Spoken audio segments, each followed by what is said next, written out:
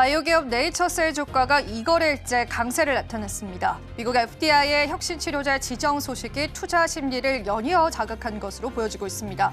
오늘 오전 9시 18분 기준으로 2750원에 거래됐고요. 주가가 전날보다 22.3% 올라서면서 계속되는 수급이 유입되고 있습니다.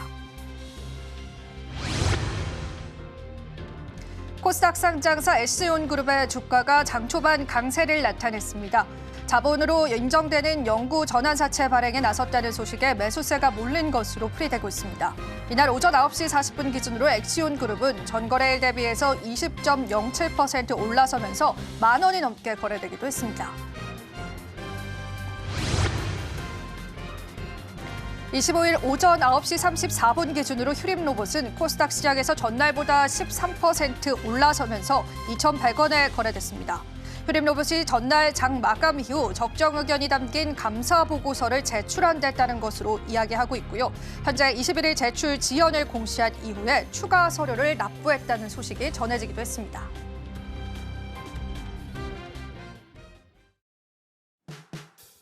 시청자 여러분 안녕하세요. 마켓 쇼쇼쇼 진행을 맡은 이수영입니다. 오늘 현대차의 대규모 투자 소식이 우리 시장에 들려왔음에도 불구하고요. 우리 시장은 어느 정도의 조정 국면을 계속 이어져 오고 있습니다. 우리가 조금 더 넓은 관점에서 시장을 보자면요. 다시금 강달러 현상이 도래했고요. 원달러 환율은 다시금 치솟으면서 시장 자체의 불안감들도 여전히 남아있는 모습이 확인되고 있습니다. 어떤 관점에서 우리 시장 바라봐야 할지 고민 많아지실 것 같은데요. 장마감 30분 앞두고 주요 종목군들의 흐름 살펴보시면서요. 저와 함께 시장 한번 체크하고 가겠습니다. 자, 오늘의 주요 종목 흐름들은요. 엇갈린 양상들 보여주고 있는데요. 특히나 계속되는 반도체 쪽의 수급이 이제는 자동차 쪽으로 옮겨진 모습이 확인이 됐습니다. 현대차가 오늘 시작에서는 3.7%, 그리고 프리마켓에서는요 10%의 급등을 나타내기도 했습니다. 기아차도 덩달아 상승합니다. 2%가량 상승하고요. 2028년도까지 210억 원, 그러니까 단일 고가 대비해서는 역대 최대 규모의 투자를 단행한 현대차. 앞으로의 주가 흐름들 계속 주시해보시면 좋겠습니다. 반면에 삼성전자와 SK하이닉스는 오늘 시장에서는 하락하는 흐름들 나와주고요. LG에너지솔루션은 또 한 번 대규모 수주 소식이 들려왔습니다. 그 영향이었을까요? 1% 상승했고요. 자, 오늘 시장에서는 또 2차 전지 관련주들은 보합권 나타내고 있습니다. 테슬라가 간밤 11% 급등했음에도 불구하고 우리 시장에서는 큰 탄력을 나타내고 있지는 않다라는 거 체크해드리겠습니다. 자, 그리고 또 오늘 금융주들도 쉬어가는 흐름들 연출되고 있는 시점이고요. 그간 또 주목받았었던 한화 관련주들도 오늘 시장에서는 하락세 나와주고 있습니다. 이제 정말 수급이 이동을 한 걸까요? 오늘 제약바이오주들도 엇갈린 흐름들 이어져 오고 있는데요. 오늘 특히나 제약주들 같은 경우에는 HLB가 또다시 상승하는 흐름 보여주고 있고요. 유한양행, 그러니까 렉나자가 폐암 치료 첫 번째 환자를 발표했습니다. 그에 따라서 오늘 시장에서 4%의 강세를 나타냅니다. 그렇지만 대형주인 삼성바이오로직스는 오늘 시장에는 쉬어가는 흐름도 연출되고 있고요.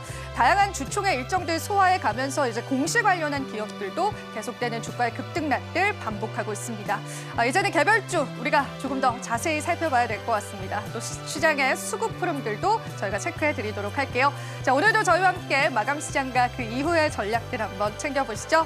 같이 한번 달려볼까요? 마켓 쇼쇼쇼 2부도 출발합니다.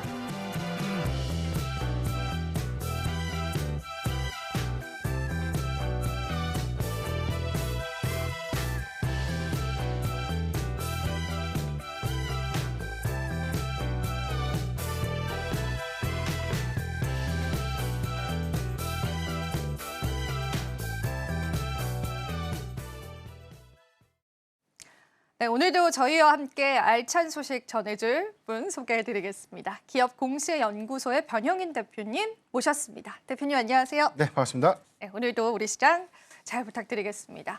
자, 저희가 잠시 뒤에 오후장 주도 섹터 통해서 또 시장 이야기 나눌 텐데요. 우선은 우리 시장 또 지수적으로 어떤 흐름 이어지고 있는지 시장 한번 살펴보고 오겠습니다. 잠시 후에 다시 찾아뵐게요.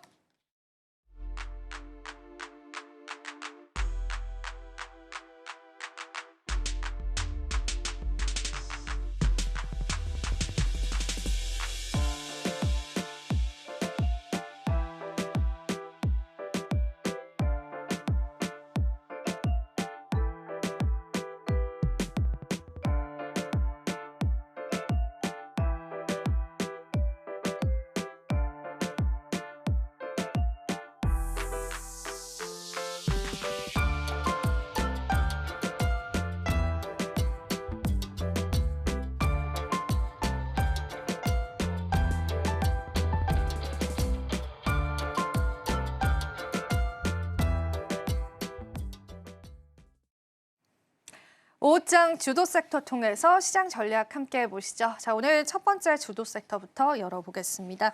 자, 오늘의 첫 번째 주도 섹터는요, 의료 AI 쪽입니다. 자, 의료 AI 관련해서도 시장에 뉴스가 있었었죠. 기술과 의술의 경계가 허물어진다라는 그런 또 질문을 드리고 싶은데요. 이쪽 섹터 어떻게 보실까요? 네, 대체적으로 최근에 뭐 수급이 선별적인 흐름들, 그러니까 특별한 어떤 개별 이슈가 좀 부각되면서 의료 AI 섹터도 이 수급의 연속성과는 좀 가져가는 모습을 좀 보여줬는데 이게 모두 다 좋은 것이 아니라 선별적인 움직임이 좀 나타나졌다라고 좀 볼 수가 있겠고 전체적인 어떤 시장의 어떤 이 규모나 최근에 이 다양한 어떤 모멘텀들은 추가적인 어떤 성장 기대감들을 일부 좀 반영하는 모습을 이어갈 수 있지 않았나라고 볼 수가 있겠습니다. 다만 우리가 딥시크 출시 이후에 AI 모멘텀이 크게 좀 부각됐을 때, 뭐 루닛이 일부 주가가 좀 쉬어가는 구간에 일단 뭐 조정이 좀 일부 빌미가 좀 됐던 그런 구간들은 대체로 의료 AI 섹터 전반적인 어떤 수급에 동조 수급 영향으로 좀 조정받았다라고 해석을 좀 해볼 수 있겠는데 전반적인 어떤 시장 규모들이 굉장히 좀 양호한 흐름들을 좀 보여주고 있죠.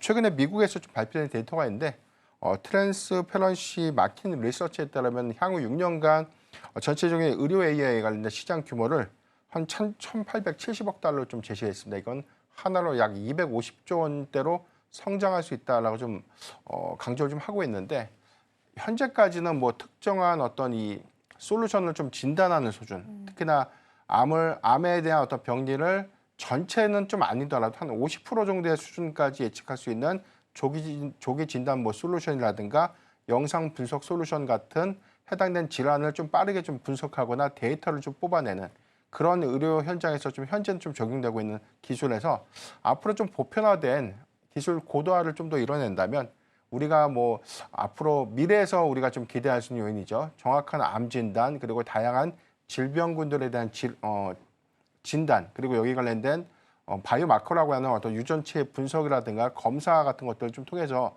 빠르고 정확한 그래서 이제 환자의 어떤 생명의 질을 좀 더 높여주는 그런 기술 고도화는 시장의 어떤 규모 성장을 좀 맞물리면서 앞으로 계속해서 좀 이어지지 않을까라고 좀 판단되고 있습니다. 네. 의료 AI 관련해서 또 시장의 전망 자체는 굉장히 그 규모 자체가 커질 것으로 내다보고 있습니다.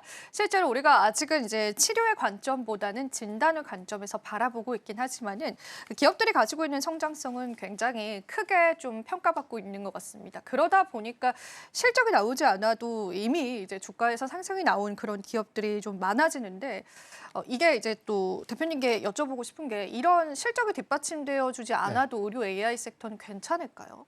일단 뭐 대표적으로는 뭐 롤닛이라든가 지금 뷰노 같은 기업들 그러니까 작년도 실적을 보면 매출액은 전년 동기 대비 큰 성장폭을 좀 이어가고 있습니다. 다만 아직 영업이익을 뚜렷하게 좀 내고 있지 못한다는 것이죠. 이 부분은 시간적인 부분들이 아직은 선제적인 R&D 비용이 증가될 수밖에 없는 요인이기 때문에 쉽게 말하면 우리가 제약바이오 산업과 좀 유사한 흐름이다라고 좀 정도로만 좀 해석할 수 있을 것 같아요. 마일스톤 같은 것들이 유입은 되지만 전체적으로 들어오는 재원들은 모두 다 기술 연구 개발비에 투입될 수밖에 없는 요인들. 그래서 이제 의료 기기처럼 마케팅 비용이 많이 증가돼서 고정비 부담이 되는 그런 요인들과 좀 다르게 이 부분은 선제적으로 계속해서 재차 기술 고도화를 좀 이루어내야 되는 그런 부분들이 있고 두 번째는 이게 현재 수준에서에 대한 기술 고도화를 좀 이뤄내지 못한다면 시장 점유율이 당연히 감소될 수밖에 없죠. 그래서 현재 일부 질병군에 관련된 진단 솔루션들에 대한 정확도가 조금 더 높아져야 되고 더 많은 질환이라든가 질병군에 대해서 정확한 진단을 요할 수 있는 수준의 기술 고도화 관점의 투자는 앞으로 좀 진행될 수밖에 없는 그런 수준이지만 3년 전과에 대한 데이터를 좀 비교해 봤을 때 매출액에 대한 성장세들이 완연하고 그리고 국내보다는 해외 수출 기조가 명확한 성과로 좀 이어질 수 있는 점을 좀 우리가 착안해 본다면 어느 수준에 도달됐을 때는 일단 영업이익은 전환될 수밖에 없는 구조고요. 이 부분이 전체적으로 이 공급량들이 확정되는 그런 구간이라면 오히려 OPM, 영업이익률이 더 증가될 수밖에 없는 그런 요인이기 때문에 의료 AI가 현재는 많은 비용에 대한 선제적 투자가 좀 진행될 수 있지만 향후에 해당되는 성과들이 뚜렷해진다면 오히려 높은 영업이익률을 좀 기반으로 한 성장들은 본격화될 수 있는 점, 이 점을 우리가 계속해서 주목을 좀 해봐야 되지 않을까라고 좀 판단하고 있습니다. 사실 이제 실적과 성장 사이에서 이제 투자자분들도 고민을 많이 하셨을 것 같은데 의료 AI 관련주들을 확실히 이제 성장주의 성격으로 우리가 바라보기 때문에 관점들을 실적주들과는 조금 다르게 가져가야 될 부분들이 확실히 있을 것 같아요. 대표님의 이야기 잘 여러분들이 다시금 상기해 보시면 좋겠습니다. 자, 그러면은 사실 의료 AI의 미래를 이끌 만한 대표적인 기업과 또 시장에서 다시금 큰 상승이 나올 만한 모멘텀이 있다면 어떤 게 있을지 몇 가지 좀 짚어주실 수 있을까요? 일단은 종목별로 좀 차이가 좀 있을 것 같아요. 뭐 대표적인 게 저는 루닛이라든가 뷰노 같은 종목들은 계속해서 좀 봐야 되는데 일단 루닛의 경우에는 뭐 AI 기반으로 한 암 진단 솔루션을 이미 시판을 해서 좀 현재 공급이 좀 되고 있죠. 다만 현재 조기 진단율은 한 50% 정도에 대한 성과가 좀 이어지고 있기 때문에 그래도 굉장히 타사 경쟁사들 대비해서 높은 수준의 어떤 진단 효과를 내고 있는 부분인데 이게 앞으로 80에서 90%까지 상향된다고 가정했을 때 시장의 잠재력 성과는 굉장히 좀 크게 나타내 줄 수 있겠다. 특히나 지금은 폐암이라든가 유방암을 좀 타겟으로 좀 하고 있기 때문에 2년 전에 좀 인수했던 이 볼파라죠. 볼파라 인수 이후에 해당된 외형 가치에 관련된 실적도 올해 좀 유입될 수 있는 기대 요인들 이 부분을 좀 주목을 좀 해봐야 될 것 같고 루니스코프라고 불리고 있는 암세포를 이제 결정하는 이제 솔루션인데 이 부분은 전이의 단계라든가 해당되는 어떤 이 질환의 어떤 진행 상태 이런 것들을 검증하고 빠르게 좀 추적해서 좀 분석하는 그런 데이터이기 때문에 이게 실제 의료 현장에서에 대한 확장성들을 좀 고려해 보면 적용군 요소마다 다양하게 좀 활용될 수 있는 성과가 좀 이어지지 않을까. 뷰노 같은 경우는 우리가 좀 잘 알고 있는 것처럼 환자의 감시 장치죠. 그래서 환자의 상태들을 추적해서 관찰하고 해당된 데이터 하에서 이를 의사가 참고해서 좀 더 빠르고 정확한 치료가 좀 가능하게끔 하는 그런 솔루션이기 때문에 환자의 어떤 이 상태라든가 뭐 분석 솔루션 같은 부분들에 대한 의료 현장에서의 관련된 도입들은 앞으로 좀 구체화될 수 있는 부분들, 이 부분은 국내보다 해외 성과가 좀 이어질 수 있는 부분들, 특히나 뭐 최근에 뭐 실버스 AR라든가 뭐 브로노이, 뭐 JLK 같은 기업들 다양한 어떤 군에서에 대한 차별화가 좀 있죠. JLK의 경우에는 뇌질환 관련된 어떤 병리 솔루션 그리고 AI 진단에 관련된 내용들을 좀 주로 좀 하고 있고 브로노이 같은 경우는 신약을 좀 개발하고 있지만 브로노믹스라고 불리고 있는 이제 표적 치료제에 관련 연구 개발을 AI 좀 활용해서 이제 현재 좀 진행하고 있는 그런 부분들이기 때문에 전체적으로는 다양한 그리고 이제 타깃이 될 수 있는 부분들에 대한 성과라든가 경쟁 요소들을 좀 더 주목해 볼 필요가 있다라고 좀 말씀드렸습니다. 그 안에서도 기업 선별을 해야 될 것 같고요. 또 의료 AI 관련한 기업들 중에서도 그 성격들이 굉장히 다르다라는 부분들도 좀 눈에 띄었습니다. 그래도 사실은 우리가 의료 AI 관련주들은 AI가 발전을 하면서 같이 따라가게 된 사업일 텐데요. 네이버 쪽에서 의료 AI 관련한 이제 투자에 관해서 진심이다 이런 이야기가 좀 나오더라고요. 근데 네이버가 사실 내일 주주총회이기도 해서 이 이야기도 할지 좀 궁금하기도 하고 네이버가 의료 AI 투자하는 걸 우리가 어떻게 좀 이해해 볼 수 있을까요? 네, 이해진 의장이 이번 주총에서 선임이 좀 되면 다시 이제 복귀를 좀 하게 된 셈인데 최근 행보들을 보면 하이퍼 클로버 X에 관련된 이런 전략들을 계속해서 좀 제시를 좀 하고 있어요. 그래서 이 부분을 과거에 좀 생성형 AI에 대한 출시 이후에 해당되는 부분에서 올해는 이 부분을 서비스 그리고 실질적으로 뭐 B2B 안에서 또는 커머스 안에서에 관련된 연동 효과로 인한 어떤 전략으로 계속해서 좀 이어지고 있는 부분들 이 부분은 우리가 이미 지난 3분기와 4분기 컨퍼런스 콜에서 좀 확인한 바 있었고 최근 행보들을 좀 보면 지금 서울대학교와 계속해서 좀 협력 관계를 좀 구축하면서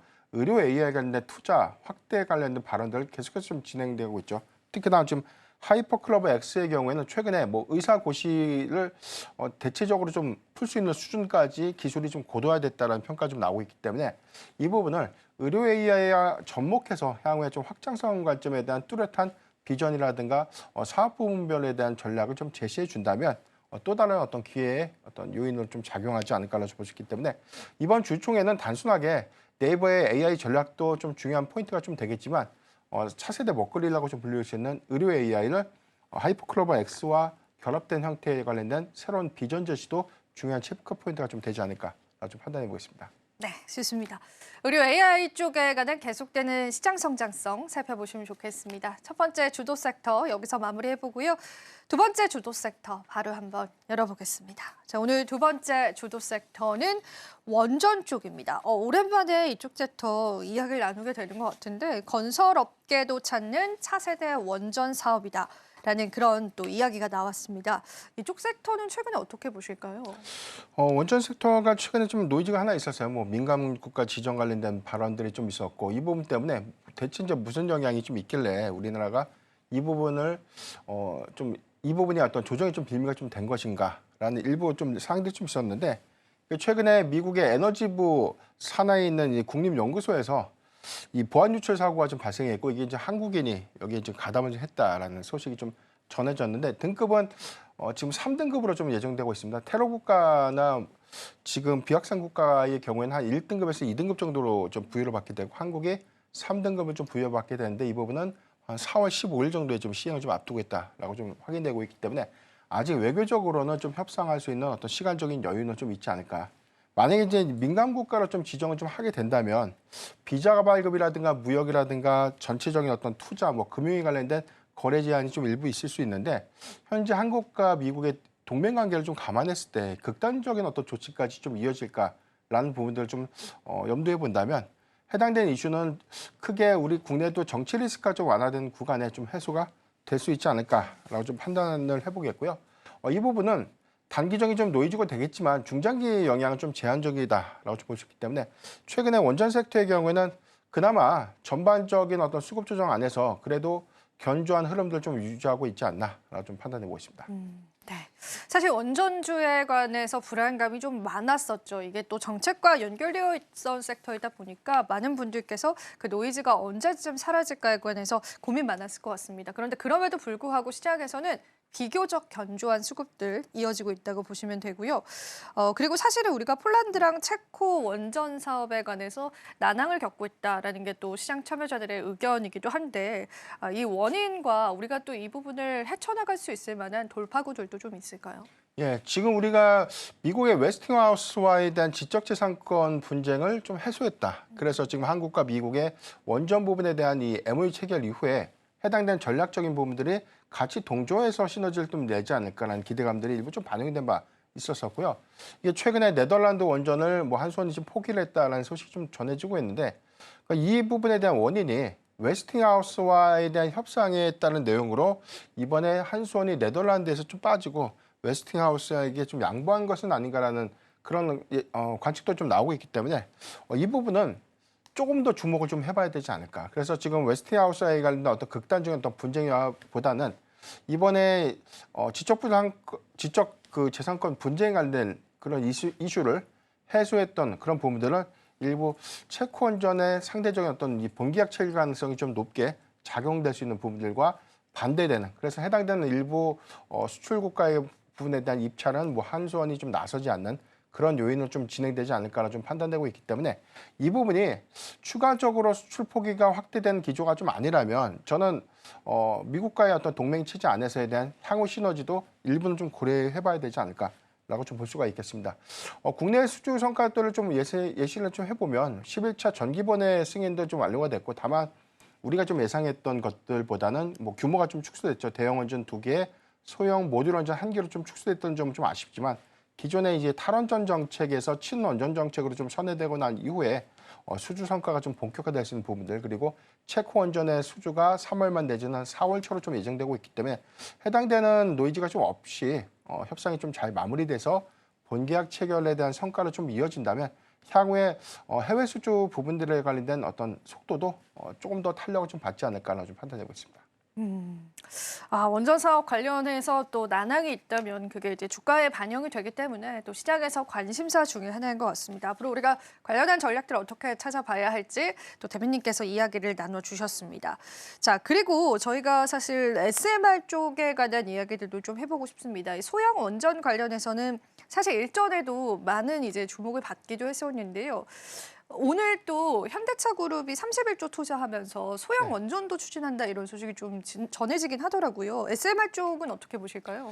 대체적으로 지금 SMR은 아직 프로젝트가 추진이 될 것이다라는 정도로 좀 알고 있고 이 부분이 개발 상용화가 돼서 언제 시공이 되고 이 부분은 아직 좀 우리가 체감하기에는 아직은 좀 와닿지 않는 산업 중에 하나인데 2028년도에서 2029년도 뭐 한 2030년도까지 보편화될 수 있는 프로젝트라는 점 좀 감안해 보면 올해 하반기부터는 처음으로 좀 시공할 수 있는 어떤 본격적인 어떤 성과가 좀 시작되지 않을까라고 예측되고 있고 최근에 뭐 구글과 아마존 같은 빅테크 기업들의 SMR 관련된 이 개발사들에 대한 투자가 좀 더 확대되고 있죠. 이런 부분들.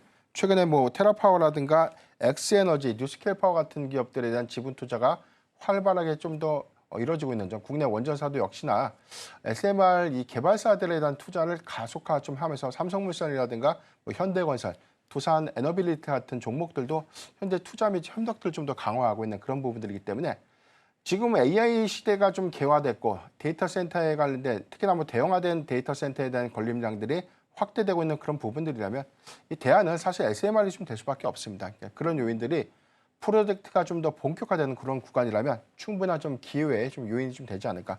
그래서 좀 시공 관련해서 뭐 현대건설이라든가 삼성물산 같은 기업들이 좀 수혜를 좀 받을 수 있겠고요.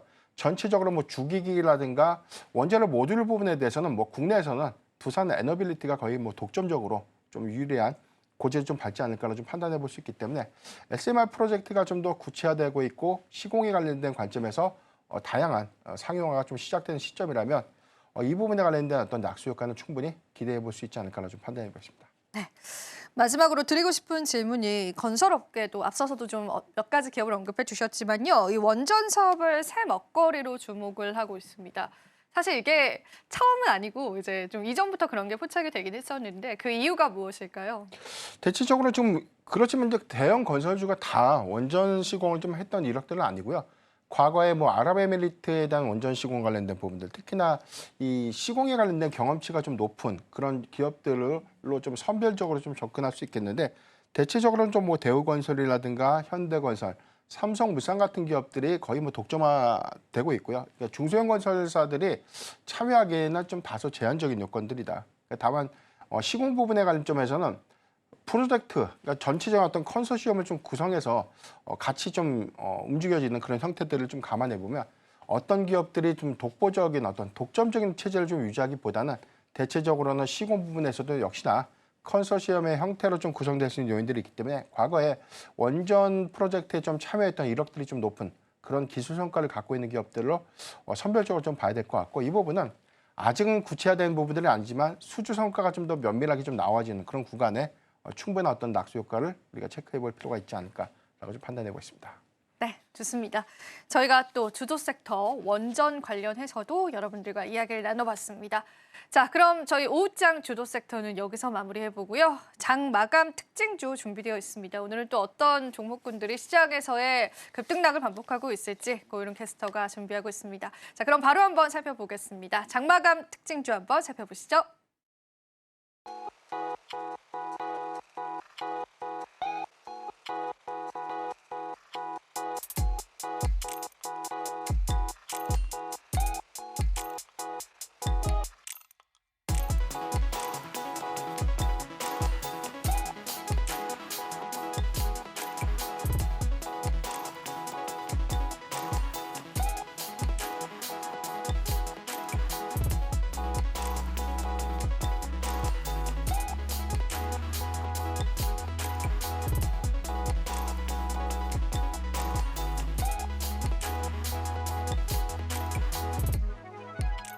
네, 장 마감까지 얼마 남지 않았습니다. 오늘 시장을 강하게 나눴던 업종과 종목은 어떤 게 있는지 저와 함께 정리해보도록 할 텐데요. 먼저 상승하는 업종부터 살펴보도록 하겠습니다. 상승하는 업종, 아무래도 자동차를 빼놓을 수 없을 것 같은데요. 난이도가 정말 있는 요즘 시장에서 자동차가 선두를 지켜주고 있습니다. 이 때문에 현대차와 기아, 현대그룹주가 모두 잘 가졌고요. 뿐만 아니라 현대공업과 MS오토텍과 같은 자동차 부품주도 좋은 흐름 보였습니다. 이어서 2차 전지도 상승하는 업종으로 꼽아봤습니다. 2차 전지 같은 경우에는요. 간밤에 테슬라가 12% 가까이 올라줘서였을까요? 일제히 좋은 흐름 보였습니다. 대진 첨단 소재, R&2 테크놀로지, 그리고 나노팀, 마지막으로 BK홀딩스까지 좋은 흐름 보였네요. 마지막으로 하락 업종으로는요, 신재생 에너지 꼽아봤습니다. 신재생 에너지 안에서도요, 오늘 풍력이 약한 흐름 보였습니다. 그렇기 때문에 CS 윈드, 세아제강, 그리고 포스코 인터내셔널, 마지막으로 삼형 엠텍까지 저조한 흐름 보였네요. 그렇다면 오늘의 특징주는 어떤 것들로 꼽아봤을까요? 첫 번째 특징주는 바로 현대차입니다. 현대차 정말 어려운 시장 안에서도 굳건히 자리 지켜주고 있습니다. 간밤에 호재가 나오면서 오늘 시장에 탄력을 받아줬는데요. 정의선 현대차 그룹 회장이 백악관에서 트럼프 대통령들이 참석한 가운데 이런 발표를 했습니다. 바로 2028년까지 210조 원 달러 규모의 미국 투자에 나설 것이라고 말했는데요. 이 때문에 오늘 시장의 기대가 한몸에 받아졌습니다. 트럼프 2기 행정부 출범 이후에 대미 투자를 하는 첫 번째 한국 기업인데요. 트럼프 역시도 이러한 발표에 호의적인 화답을 내놓으며 좋은 분위기가 이어졌습니다. 이렇게 됨으로써 미국에서 철강도 만들고 자동차도 만들게 된 기업이 되며 관세에 대한 이 여파를 좀 피해갈 수 있을 것이라는 기대감이 한몸에 몰렸습니다. 현대그룹주로 기아뿐만 아니라 다른 주들도 수혜를 받은 것으로 보여지고 있는데요.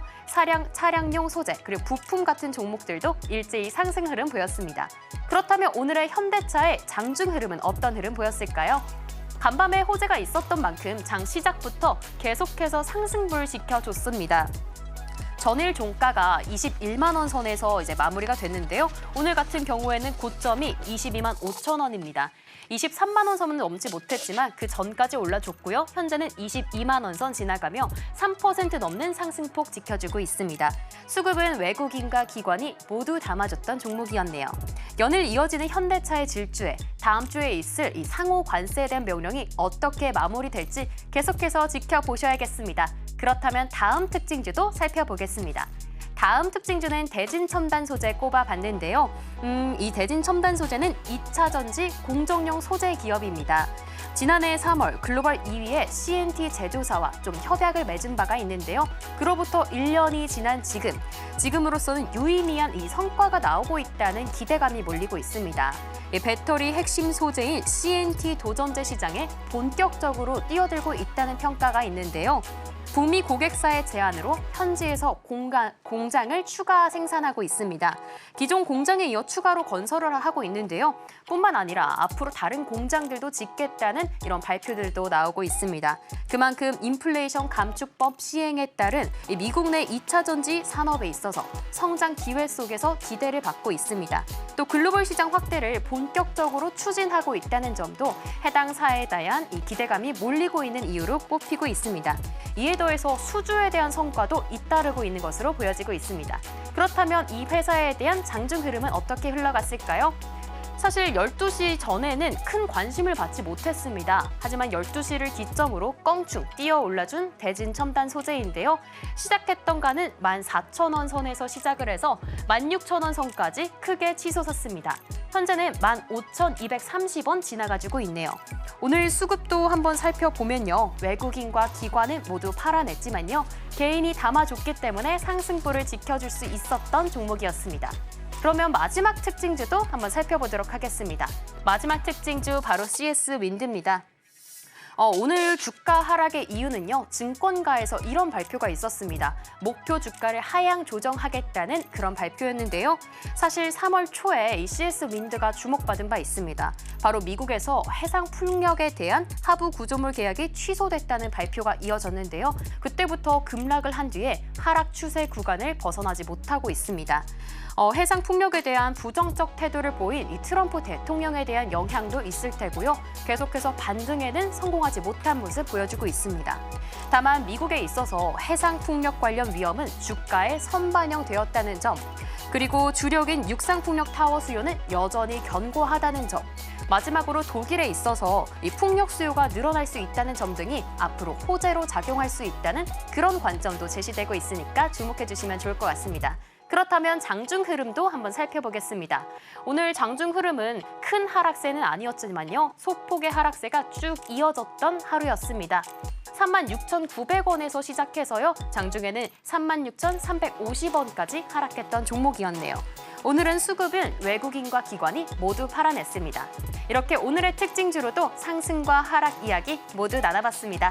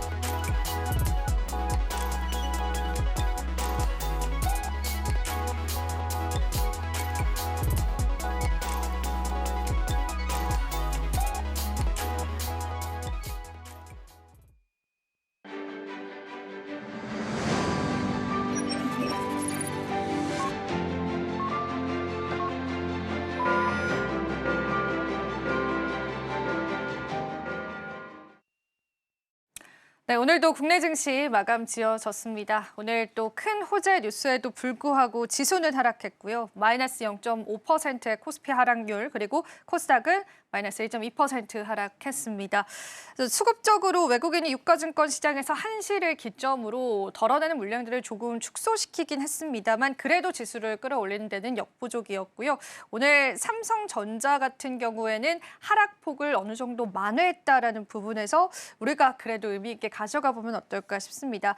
대표님과 마감 시장 이야기 좀 나눠볼 텐데요. 저희가 또 어떤 전략들 좀 가져보면 좋을까요? 네, 대체적으로는 미국의 경우에는 지금 상호 관세 관련된 이런 리스크 요인들이 일부 좀 완화가 되면서 수급적으로 좀 반등하는 모습을 좀 보였는데 오늘 국내 증시의 전반적인 흐름들은 특별한 어떤 악재라든가 수급 변동에 관련된 노이즈 이런 것들보다는 최근에 좀 다소 강하게 좀 움직였던 방산이라든가 조선, 로봇 같은 기업들이 오늘 대거 좀 차익 매물이 좀 나오면서 시장의 전반적인 조정을 이끌지 않았나라고 좀 판단을 해볼 수 있겠습니다. 반도체 섹터의 경우에는 마이크론의 호실적 이후에 차기 가이던스가 상향 제시됐음에도 불구하고 오히려 이 마진율에 관련된 이슈가 시장의 기대치를 좀 충족시키지 그럼 못했던 부분들이 일시적인 좀 노이즈가 됐는데 대체적으로 좀 나오고 있는 반도체 전반적인 어떤 업황의 개선 기대감들을 좀 감안할 때 오히려 건전한 조정 정도로만 좀 해석해 볼 수 있기 때문에 수치상으로 좀 나오고 있는 이관신 정책 효과 그리고 여기에 더해서 디램과 낸드 가격의 ASP 상회 부분들은 긍정적인 어떤 이 기대 요인들이 좀 될 수 있다는 점을 좀 감안해 보면 오늘은 건전한 조정 정도로 좀 해석해 볼 수 있지 않을까라고 보시겠고 중소형주 섹터의 경우에는 감사 리스크에 관련된 부각 이 부분이 거래 정지로 좀 이어지는 의견 거절 사유라든가 감사 보고서에 관련된 지연 제출 이슈가 시장이 좀 악재로 좀 일부 작용됐던 부분들은 중소형주 중심의 투심을 좀 위축시켰던 그런 배경으로 좀 이어지지 않았나라고 보시기 때문에 전 조정의 경우에는 한 내일 정도에 추세적인 어떤 반등을 좀 기대해 볼 수 있는 포인트는 어느 정도 좀 긍정적으로 좀 볼 수 있지 않을까라고 좀 표현드리겠습니다. 네. 반도체주들의 어느 정도의 조정이 건강한 조정이다라는 관점에서 우리가 시장을 받아들이면 좋지 않을까 싶습니다. 앞으로 흐름들도 저희가 실시간으로 체크를 해볼 테고요. 자, 그리고 대표님께 여쭤보고 싶은 건 오늘 또 장 초반에 원달러 환율이 장중에 1,470원을 다시 터치를 했습니다. 이게 우리 원화 왜 이렇게 약한 거죠, 대표님? 일단은 이거는 뭐 정책 기조라기보다는 사실 그런가요? 이제 이 네. 관세 리스크가 좀 이제 현실화가 좀 되고 있는 구간이죠. 4월 2일에 상호 관세가 전제적인 시행 부분보다는 뭐 품목별로 좀 차별화가 좀 있을 수 있다라는 부분들. 그렇지만 대체적으로는 이 관세라는 리스크가 물가에 관련된 상방 압력들에 관련된 상당한 우려 요인들이 좀 될 수 있기 때문에 선지적으로 환율의 해지 수단들도 좀 약화되고 있는 그런 부분들이 좀 아닌가라고 볼 수 있겠고 지금 외인이 6거래일 연속 매수세로 유입됐음에도 불구하고 환율 기조가 오히려 좀 하회되지 못하고 좀 더 이 상방으로 좀 흘러가는 그런 부분들은 저는 뭐 단기적인 어떤 리스크 요인들을 좀 반영시키는 모습이 좀 되지 않을까. 중장기 관점에서 오히려 이제 금리 인하의 명확한 시그널들이 구체화 좀 되고 있고 경기 침체에 관한 시그널들이 좀 보편화되는 그런 구간이라면 환율의 경우에도 점진적인 어떤 하향 기조를 우리가 좀 노려볼 수 있지 않을까라고 볼 수 있는데 현재는 뭐 저는 뭐 박스권 구간 정도로만 좀 해석해 볼 수 있겠고요. 상방 압력 관점에서 해석을 해보더라도 환율이 단기간에 1,500원대를 좀 돌파할 가능성은 좀 극히 좀 제한적이지 않을까 좀 부연드리겠습니다. 네. 1,480원이 이제 우리가 마지노선이라고 생각하는 가격대이긴 한데요. 지금 그 수준까지 도달을 했다라는 부분에서 시장 불안감들도 있는 것 같습니다. 그래도 더 큰 이제 상승은 바라보지 않는다고 하셨기 때문에 여러분들 참고해 보시면 좋겠고요. 자, 그럼 저희 시장을 이기는 뉴스 한번 이야기를 나눠봐야겠죠.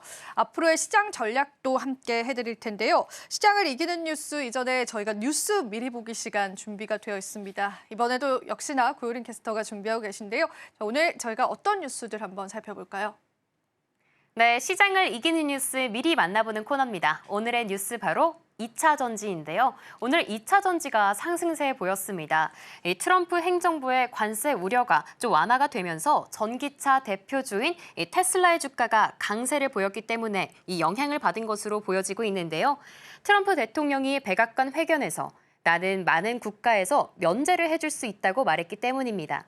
이후 간밤에 뉴욕 증시에서 테슬라는요, 전날 대비 11.93% 올랐습니다.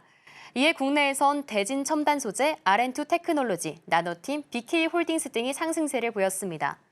반면에 오늘의 상승세에도 불구하고 공매도의 우려감도 존재합니다. 공매도 재개가 일주일 앞으로 다가온 가운데 2차전지 관련 종목의 대차잔고 비중이 높은 것으로 나타났습니다. 대차잔고는 증권사에서 투자자가 주식을 빌린 후 갚지 않는 것을 의미하는데요. 대차잔고 비중이 높은 상위 10위권 중 2차전지와 관련 있는 종목은 에코프로비엠, 포스코퓨처엠 등 6개 종목에 달한다고 합니다. 이러한 이유는요, 1분기 실적 기대감도 낮아지고 있어 공매도 재개 후 주가 하락 가능성이 점쳐지기 때문인데요. 여기에 미국 인플레이션 감축법 축소, 전기차 캐즘 등의 불확실성이 투자 심리를 누르고 있다는 분석입니다. 네, 이러한 공매도와 관세 부과 사이에는 2차전지, 앞으로 어떤 전망이 기다리고 있을까요? 이어서 자세한 이야기 나눠보도록 하겠습니다. 지금까지 뉴스 미리보기였습니다. 네, 오늘은 저희가 2차 전지 그리고 배터리 관련해서 전략을 좀 잡아드릴 예정입니다. 우리가 또 모멘텀보단 리스크에 좀 집중을 해봐야 될 것 같은데 오늘 한번 이슈 바로 한번 띄워볼게요. 자, 배터리주들의 반등 모멘텀이 있기는 할까? 사실 오늘 뭐 LG 에너지 솔루션은 또 수주 소식이 있으면서 상승이 나와주긴 했는데 배터리 쪽은 또 이와는 다르게 봐야 되는 건지 좀 궁금하기도 하고 어떻게 보세요, 대표님? 네, 최근에 전체적인 어떤 수급 기조들을 좀 감안해 봤을 때 뭐 전기차 캐즘 특히나 2023년도 3분기부터 점진적으로 유럽의 보조금 축소 내지는 폐지 정책들이 좀 본격화됐던 그런 부분들이 2023년도 4분기를 필두로 해서 전반적인 전기차의 판매량 감소로 좀 이어졌습니다. 그래서 작년 기준에서 보면 오히려 판매량이 지속해서 좀 감소되고 있고 선제적으로는 배터리 셀사들이 많은 공정 투자들을 좀 더 구체화 좀 하면서 해외 현지 법인들의 투자들을 좀 확대했는데 이게 어느 시점이 좀 지나다 보니까 전기차가 그만큼 더 많이 판매되지 못하고 있는 그런 부분들 때문에 고정비 부담들이 계속해서 좀 증가됐던 요인들, 이 부분은 상반기에 가장 큰 실적 훼손으로 좀 이어졌고 오히려 가동률도 높이지 못했던 그런 구간들이 고정비라는 추가적인 부담 악재로 좀 작용하면서 작년 하반기에 연속적인 어떤 캐즘의 지속 효과로 좀 이어지지 않았나라고 좀 볼 수가 있겠고 대체적으로 배터리 셀사의 경우에는 그나마 좀 유럽 시장에서 특히나 이제 고부가 배터리에 관련된 이 BMW라든가 뭐 벤츠 같은 그런 기업들에 관련된 어떤 차별화 공급량들도 3분기를 좀 기점으로 다소 좀 제한적인 어떤 공급량을 좀 보였다는 점이 아쉽지만 올해 1월과 2월 데이터에서 확인되고 있는 수치들은 굉장히 좀 긍정적인 데이터를 일부 확인할 수가 좀 있었습니다. 최근에 테슬라를 제외한 비테슬라, BEV죠. 순수 전기차에 관련된 공급량들 1월 데이터가 미국에서 42.3%가 좀 증가됐고요. 2월에 87.8% 정도 증가가 좀 확인됐는데 유럽의 경우에도 한 51.9% 정도가 좀 상승했던 모습이다. 그래서 테슬라가 1월과 2월 데이터가 굉장히 좀 부진했지만 이를 좀 제외한 다른 전기차의 공급량들은 크게 좀 증가될 수 있다. 이 부분은 중국도 성장을 했지만 그 이후에 뭐 일본이라든가 한국의 전기차 판매량이 미국과 유럽 시장에서 굉장히 큰 호조를 좀 보였다는 점들은 향후에 우리가 2분기 이후부터 좀 추정해 볼 수 있는 전기차 캐즘의 완화 시그널들이 본격화 좀 되지 않을까. 그래서 1분기 실적의 어떤 저점 확인 이후에 실적 개선과 좀 맞물린 가동률 상향을 좀 더 주목해 볼 포인트가 되지 않을까라 좀 말씀드렸습니다. 이제 슬슬 기지개를 켜나 싶었더니 또 공매도의 타겟이 될 수 있다고 합니다. 그래서 이제 2차 전지 보유자 분들께서는 계속되는 악재를 맞이하시면서 좀 많이 지친 마음도 있을 것 같은데요. 공매도의 실질적인 타겟이 될 가능성은 어떻게 보실까요?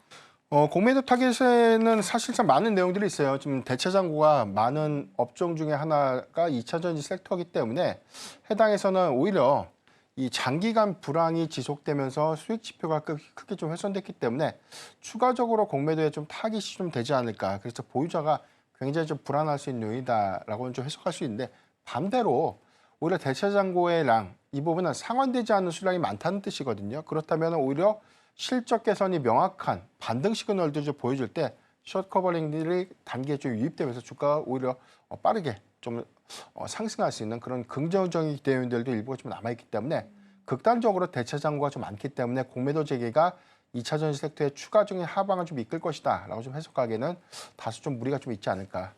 저는 오히려 로봇 같은 기업들 그리고 일부 제약바이오 섹터의 경우에는 단순한 기대감들이 주가에 좀 상당히 많이 반영됐던 그런 섹터들이 이번에 공매도의 주 타깃이 좀 되지 않을까라고 볼 수 있겠고 선별적으로 보면 이미 많이 빠져진 주가이기 때문에 오히려 하방의 경직성들보다는 1분기 저점 이후에 2분기의 명확한 실적 개선이 확인되는 그런 부분들이라면 오히려 주가가 빠르게 좀 회복할 수 있는 요인 안에서 쇼커버링이 좀 나올 수 있다라고 좀 해석해 보실 수 있기 때문에 저는 뭐 공매도지에 관련 리스크 요인들 2차 전지에 관련해서 너무 크게 우려할 필요는 좀 없지 않을까 좀 말씀드렸습니다. 그렇게 말씀을 해주시니까 정말 한숨 좀 놓이는 것 같아요. 또 이제 공매도 타겟이 돼서 또 우리 투자자분들이 또 다른 악재를 맞이하는 건 아닐까 그런 우려감들이 있었는데 그런데 이 이야기는 좀 짚고 가야 될 것 같습니다. 2차 전지주 중에서 이제 금양 같은 경우에는 지금 거래 정지 상태이잖아요. 네. 이런 영향들이 이제 2차 전지 전반에 이제 모멘텀들을 훼손하진 않을까 그런 우려감이 들거든요. 어떻게 네. 보세요? 개별적인 요인으로 봐야 될 것 같아요. 특히나 우리가 시장에서 좀 알고 있는 게 금양이 의견 거절 좀 맞은 부분이 자금 조달을 제때하지 못해서 마치 큰 문제가 있었던 것처럼 오인을 좀 하고 있는데 가장 중요한 건 데이터를 봐야죠. 지금 화면을 잠깐 보면 네. 이 금양의 감사 보고서입니다. 의결 거절의 근거가 좀 살짝 좀 나와 있는데 해당되는 이 순손실이 1,329억 원이 발생했다라고 좀 언급을 하고 있고요. 유동부채가 유동자산보다 많은 6,319억 원이 더 많다. 이 부분은 부채가 너무나 늘었다는 것이죠. 빚이 이제 자산보다 그렇죠. 6천억 원이 넘다라는 그렇죠. 거죠. 6,300억. 네. 그렇다면 이 부분은 회사가 향후에 대한 어떤 이 투자 전략도 잘못된 것은 명확한 거예요. 일단 뭐 전개차 캐짐이 뭐 지속될지 몰라서 투자를 했는데 이게 자금이 안 돌아서 우리가 어려워서 의견 거절을 받았다라고 궁색한 변명을 좀 하기보다는 이런 계획도 일종의 내부 통제에 관련된 어떤 관점에서 해석을 해보면 좀 많이 아쉬운 부분이 좀 되지 않을까라고 볼 수 있겠고 두 번째는 투자 유치와 공장 완공 이후에 이를 담보로 한 자금 조달 계획을 위한 약정 체결 여부에 따라서 중요한 불확실성을 내포하고 있다. 이 얘기가 뭐냐면 공장을 졌는데 이 부분을 담보로 제공해서 또 돈을 빌렸습니다. 그런데 이 부분에 관련 약정이 향후에 중요한 불확실성을 좀 내포하고 있다. 그러니까 이 부분에 대한 어떤 코멘트는 다소 좀 리스크하다는 점을 우리가 감안해 보면 사측에서 좀 이야기하는 것처럼 뭐 우리가 자금 조달을 좀 제때 못해서 의견 거절을 좀 맞은 것처럼 그렇게 좀 변명을 할 것이 아니라 구조적인 어떤 부분들에 대한 관점을 해소를 좀 해봐야 되지 않을까. 그러니까 이 부분은 너무나 좀 방대하게 투자를 좀 집행했고 감당할 수 없는 빚을 지면서까지 사업을 할 이유는 없었다라고 저는 해석을 해보고 싶은데 이 역시 좀 아쉬운 부분들이 좀 되겠지만 뭐 우리가 중대한 뭐 횡령이라든가 배임 같은 상으로 인한 의견 거절이 좀 아니라는 점은 다소 좀 안도할 수 있는 부분이 아닐까라고 좀 말씀드렸습니다. 근데 여기서 정말 저희가 이제 실제 보유자 관점에서 짚고 가자면 지금 거래 정지 상황에서 이의 제기를 할 것으로 보이지 않아요? 그렇죠. 근데 이의 제기를 한다고 해도 거래 정지가 어느 정도 유지가 되는 거죠? 예, 거래 정지가 해소가 되지는 않습니다. 그렇죠. 상장 폐지 이의 신청을 안 하면 당연히 상장 폐지 수순을 넘어가는 것이기 때문에 이의 제기를 하고요. 일단 개선 기간을 부여받는 것에 중점 좀 둘 것입니다. 그럼 개선 기간을 부여받게 되면 해당 기간 안에서 의견 거절된 감사 보고서를 적정 의견으로 다시 받아서 제출을 해야 되는데 아까 주석상에서 좀 언급했던 것처럼 부채를 많이 줄이기 위해서 재무구조 개선을 위한 결선 보전을 위해서 뭐 감자를 좀 추진할 수도 있겠고 두 번째는 기타 유동 자산들을 매각해서 현금을 좀 확보해서 일부 부채를 좀 해소하거나 아니면 투자 유치를 통해서 해당된 부채라든가 유동성 유입을 통한 어떤 개선을 이끌어낼 수 있을 것으로 좀 보여지는데 일단 관계사들이 뭐 매체에서 발표된 어떤 데이터를 보면 한 2,700억 정도 주가의 시세 차익이 좀 있었다. 그래서 유보율 관점에서 보면 일부 해소하는 데 좀 도움이 될 수 있는 요인인데 이 부분은 뭐 오너가 좀 결정할 수 있는 부분이기 때문에 앞으로에 대한 관점에서 보면 뭐 횡령이라든가 배임 리스크가 좀 없다는 전제에서 충분히 의견 거절에 관련된 사유를 좀 해소하면서 거래 정상화를 좀 이끌지 않을까라고 좀 표현드리겠습니다. 다만 이제 이 시점이 단기적보다는 한 1년 정도는 좀 소요되지 않을까. 1년이 기다려야 된다고 그렇죠. 들었거든요. 네. 네, 왜냐하면 재감사를 수감하고 차기 감사 보고서까지 적정 의견을 좀 받아야 되는 이슈가 좀 있기 때문에 비록 좀 힘들겠지만 긍정적인 어떤 요인들은 관계사에 관련된 자산 유입 이 부분을 조금 더 주목해 보자라고 좀 말씀드렸습니다. 이제는 금양 측의 노력이 필요하겠네요. 주주분들을 위해서 저희가 좀 빌어보겠습니다.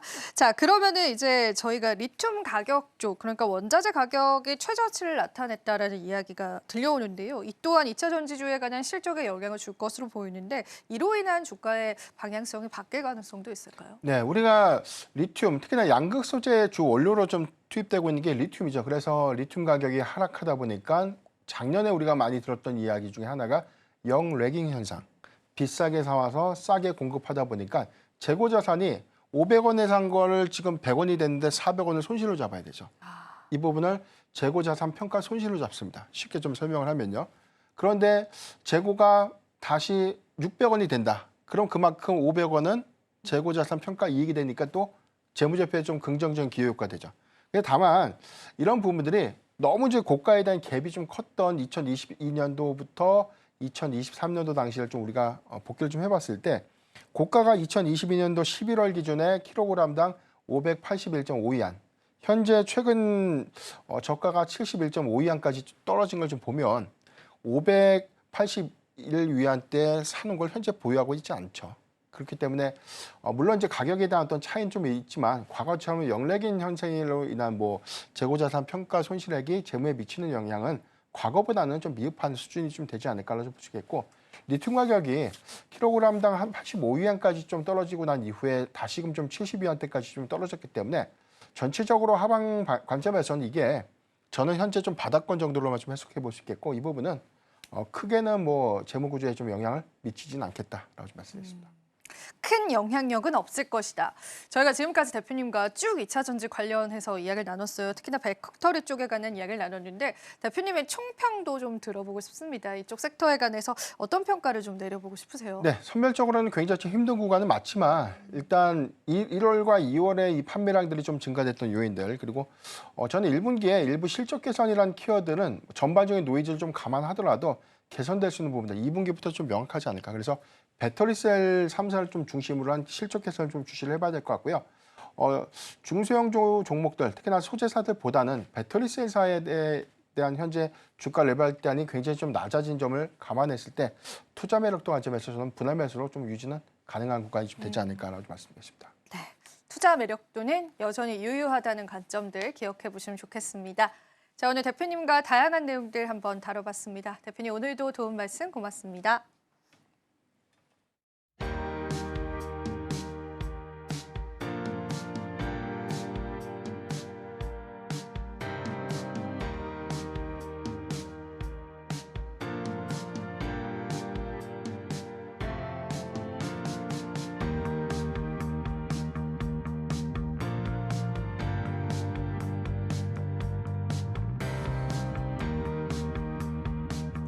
관세 유예 소식에도 불구하고 우리 시장은 오늘 쉬어가는 흐름 보여줬습니다. 이보 전진을 위한 일보 후퇴의 과정이었기를 바라보면서요. 오늘 시장 여러분들과 문 닫아볼게요. 또 저희 방송에서 제공해드리는 정보는 투자 판단에 대한 조언일 뿐입니다. 가치 판단과 상승 하락을 보장하고 있지는 않다는 점 다시 한번 유의 부탁드리겠습니다. 저희는 내일 이 시장 더 알찬 정보들로 함께 할게요. 시청해주신 여러분 고맙습니다.